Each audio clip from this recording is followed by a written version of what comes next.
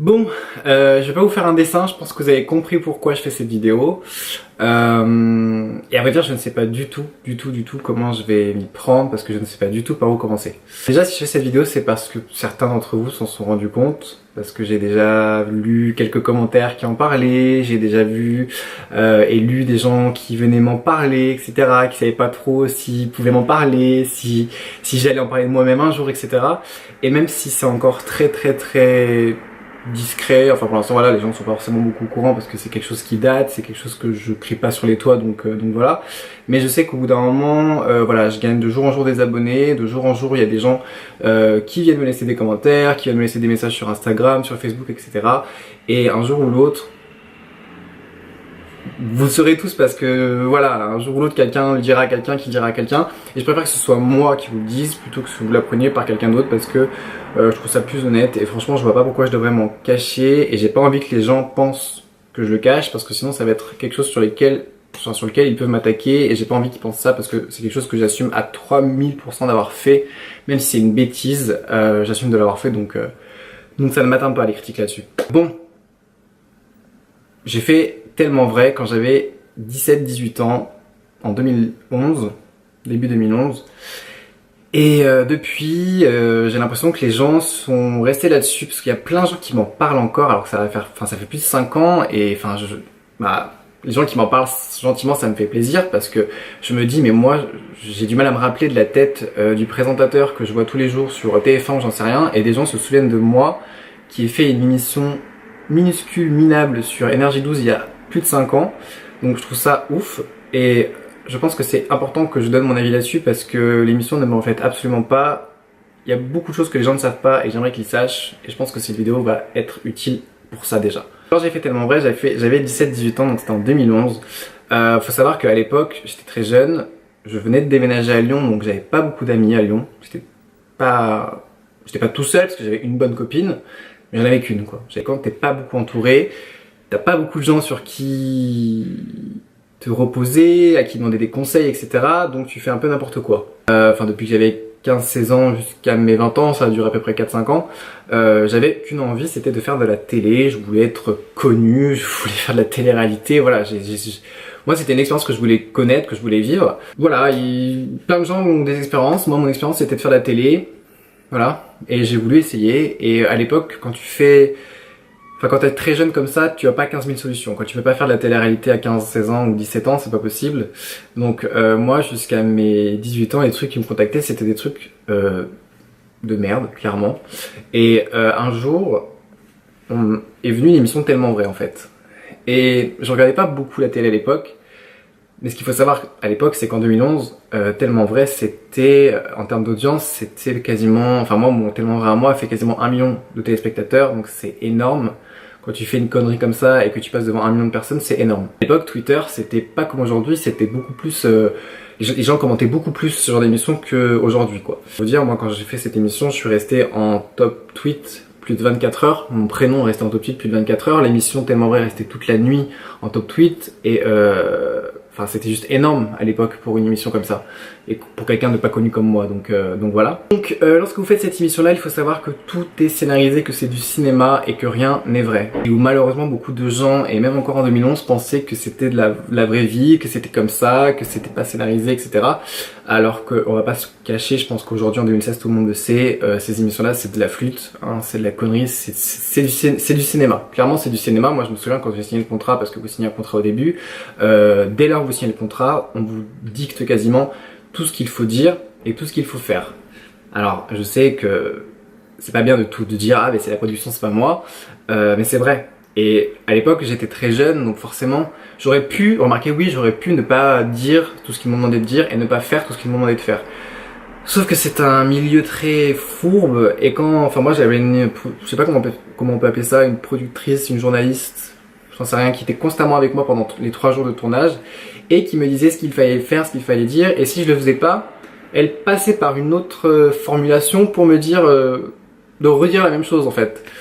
Et au bout d'un moment, quand vous avez fait 2 heures que vous faites votre truc et que vous en avez déjà marre, vous dites tout ce qu'elle vous dit de faire. Vous dites tout ce qu'il faut dire, tout ce qu'il faut faire, parce que vous avez qu'une envie, c'est que ça s'arrête. Moi j'en avais marre, non vous signez le truc donc c'est trop tard, mais je l'ai vraiment pas fait avec plaisir alors que que passer à la télé c'était mon rêve, donc j'aurais dû le faire avec plaisir, avec enthousiasme, etc. Or ça n'a pas été le cas du tout. Il faut savoir que bon, le sujet c'était à la base on m'avait parlé, on m'avait dit voilà il faut que tu trouves quelque chose à faire dans le domaine artistique, que ce soit chanteur, mannequin, acteur, comédien, animateur, etc. Quelque chose un peu qui fait rêver. Et on te suivra à travers tout ça pour voir si tu peux y arriver, pour voir si tu es pris dans tel ou tel truc, etc. On m'avait juste dit ça. Et arrive peut-être 2-3 semaines avant le tournage, on me dit bon bah finalement ça serait bien que tu t'inspires d'un acteur, d'un chanteur, d'un mannequin, etc. Parce que voilà le sujet a un peu changé, mais c'est pas très grave, nanana. Enfin voilà, moi dans l'annonce de base, le truc de base, c'était si vous voulez devenir acteur, chanteur, que vous voulez être une star entre guillemets, donc le truc est toujours amplifié. Voilà, c'était ça. C'était pas je veux ressembler à une star, je veux être le sosie d'un tel ou d'un tel. Ça a jamais été ça et j'ai jamais voulu être le sosie de Pierre-Paul Jacques, jamais. Du coup, quand j'ai fait l'émission, le sujet final, c'était je fais tout pour ressembler à mon idole, un truc comme ça. J'avais choisi Zac Efron parce que on était en 2011, donc la star du moment en 2011 c'était Justin Bieber. Je voulais absolument pas être lié à Justin Bieber, sauf que j'étais jeune, j'avais pas de barbe, j'avais pas le look que j'ai aujourd'hui, j'avais pas la tête que j'ai aujourd'hui. Depuis voilà, j'ai fait de la chirurgie, j'ai refait mon nez, donc j'avais pas du tout le même visage.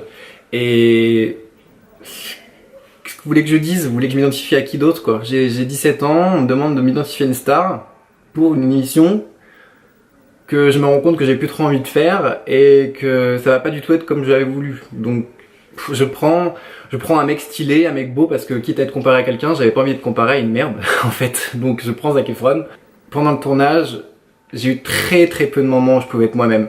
Et je me souviens notamment d'un passage, en fait, clairement, le tellement vrai, c'est voilà, on me voit d'aller tous les jours, après on me voit faire les boutiques, pour la séance photo, les photos de la séance photo serviront à mon book, ensuite mon book est présenté en agence. Je n'ai jamais signé de contrat avec cette agence-là, mais je m'étais quand même dit que ça pouvait peut-être, enfin l'émission pouvait peut-être après me lancer sur quelque chose d'autre. Je me suis dit peut-être que quelqu'un va te voir, peut-être que quelqu'un va t'appeler pour une autre émission, pour quelque chose de mieux, etc.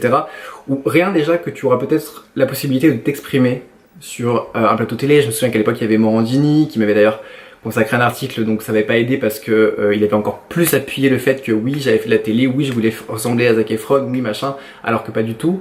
Il y a eu beaucoup d'articles de presse ou d'internet qui m'en parlaient et je sais pas si vous vous rendez compte, mais pour un tellement vrai, c'était rare ça. C'était très rare, on parlait pas des gens de tellement vrai quoi. J'ai regretté parce que quand j'ai fait l'émission, je l'ai regardé le soir même et je me suis dit demain à l'école, tout le monde va savoir que t'as fait ça quoi. Professeur qui m'en avait parlé, il y avait des élèves qui m'en avaient parlé et à l'époque j'avais pas du tout le caractère qu'aujourd'hui, j'étais beaucoup plus renfermé, j'étais pas renfermé comme une huître, mais voilà, je voulais pas passer j'étais pas trop m'as-tu vu, j'étais pas forcément bien habillé, j'avais pas de style particulier quoi, je voulais passer inaperçu quoi. J'ai eu de la chance parce que j'étais pas dans un lycée où j'ai été trop entouré de personnes mauvaises. Alors il y avait quelques personnes mauvaises hein, mais j'ai pas eu des retours très mauvais quoi. Les gens se sont plus interrogés en se disant mais est-ce que c'est vraiment la vraie vie, est-ce que c'est vraiment comme ça, parce que les gens me connaissaient et j'avais rien à voir avec ce qu'ils avaient vu. Et du coup, les gens se sont beaucoup interrogés, m'ont beaucoup posé des questions, etc. Et il n'y a rien eu de mauvais, quoi. Et puis après, j'ai ma vie sociale sur Lyon, je l'ai développée, donc les mois d'après, etc., je me suis fait des amis, j'ai pu leur en parler, etc. Mais c'est vrai que sur le moment, quand j'ai fait le tournage, quand j'ai fait l'émission, j'étais quand même bien tout seul, quoi. L'émission se termine, le buzz autour de ça se termine. Après voilà, ce qu'il faut savoir aussi, c'est que les gens méchants ne sont méchants que sur internet. C'est que les gens de Twitter qui étaient méchants, c'est que les gens qui restent derrière leur ordi et qui passent leur vie. Les gens qui ne font rien, qui restent derrière leur ordinateur, qui sont là, qui critiquent tout ce qui bouge, toutes les émissions, etc. Tout ce qui est possible et inimaginable à critiquer, ils le critiquent.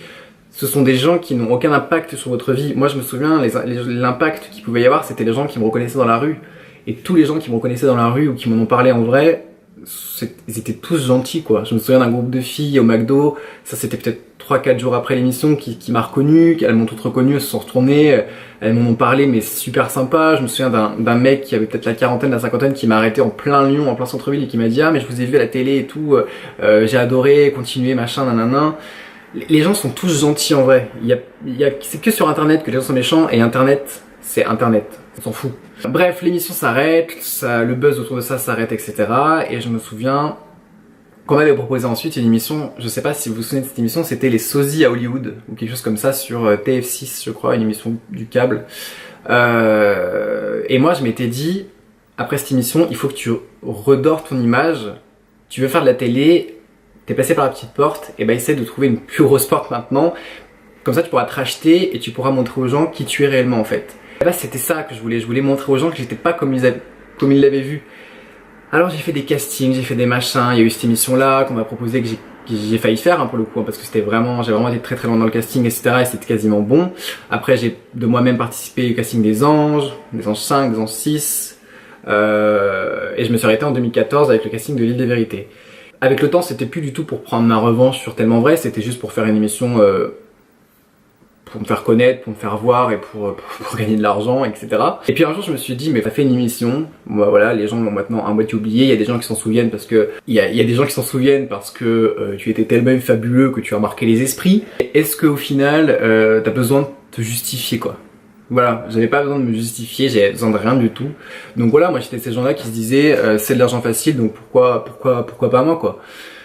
Mais au final voilà, c'est quelque chose qui au jour d'aujourd'hui m'intéresse plus trop. Donc c'est pas que je vais plus jamais faire de casting ou j'en sais rien. Mais en tout cas voilà, là-dedans non je pense pas. Cette émission m'a rendu quand même beaucoup plus fort, ça m'a changé, je me suis dit bon bah...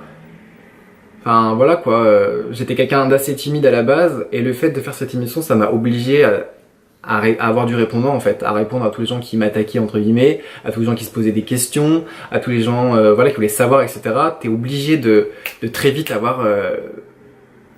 avoir quelque chose à dire. Et c'est pour ça je pense que les stars entre guillemets qui font de la télé jeune ou qui deviennent connus jeunes grandissent plus vite parce que t'es très vite attaqué et il faut très vite que tu te défendes du coup. Et voilà, en plus moi j'avais fait cette émission dans le but d'être mannequin, mais voilà, je savais pas chanter, je savais pas danser, j'avais pas de réel talent, et puis mannequin c'est pas un talent, et puis je savais que j'étais pas le plus beau du monde, donc c'était très dur. Mais en attendant, je pense que c'est une expérience qui m'a vraiment servi, qui m'a vraiment changé, et si je n'aurais pas fait cette émission, je ne pense pas que je serais comme je suis aujourd'hui. J'ai fait cette vidéo, ouais j'ai fait de la télé, oui j'ai fait des castings par la suite, les gens qui m'en parlent, au moins vous pouvez vous défouler dans les commentaires, que ce soit haters ou pas, vous avez une vidéo où vous pouvez en parler. J'espère que l'image que vous aviez de moi ne va pas changer à cause de ça, parce que je suis plus du tout comme ça et j'y ai jamais vraiment été. D'ailleurs c'était voilà une émission. Maintenant sachez que voilà tout ce que vous voyez à la télé, 90% des choses que vous voyez à la télé, c'est du fake, c'est du cinéma. Quand je vois, je me souviens d'avoir vu récemment une émission sur Touche pas à mon poste où Mathieu Delormeau affirmer à un autre chroniqueur que ces émissions-là c'était vrai, c'était des vrais sujets, qu'il avait travaillé sur cette émission pendant des années, etc. Et donc qu'il savait mieux que quiconque que tout était vrai, etc. C'est un mytho. Mathieu Delormeau, tu es un menteur, c'est pas vrai, et je pense qu'il le sait très bien. Il y a pareil 90% voire plus des sujets de tellement vrais qui sont fake, parce que moi je connais, j'ai une copine, j'ai la soeur d'une copine qui a fait cette émission aussi. Et pareil, on lui a demandé de faire et de dire telle ou telle chose, et je pense que si demain on regroupe 100 personnes qui ont fait ce genre d'émission, les 100 personnes vous diront toutes que c'était du fake et qu'elles l'ont fait parce qu'elles voulaient s'amuser, parce qu'elles voulaient se faire voir, parce qu'elles voulaient se faire repérer pour un truc ou j'en sais rien. Mais en tout cas, l'histoire qui est montée autour de ces personnes-là dans ces émissions sont des conneries, ok? J'espère avoir été clair et j'espère que voilà, votre avis sur moi ne va pas changer à cause de ça. Mais j'avais vraiment envie de faire cette vidéo et je pense d'ailleurs que c'est la première vidéo que j'aurais dû faire. Aujourd'hui j'ai 22 ans donc je pense que je peux clairement dire les choses et clairement dire ce que je pense. Écoutez, parce que si vous êtes resté jusque là c'est que voilà, vous vous plaignez que je faisais des vidéos très courtes et voilà, pour le coup elle est très longue. Et puis bah, pour tous les gens qui me soutiennent et qui seront encore plus derrière moi entre guillemets par rapport à cette histoire là, eh bien merci. Et pour les autres, bah get away motherfucker. On se retrouve bientôt pour une prochaine vidéo. En attendant, portez-vous bien, bye bye.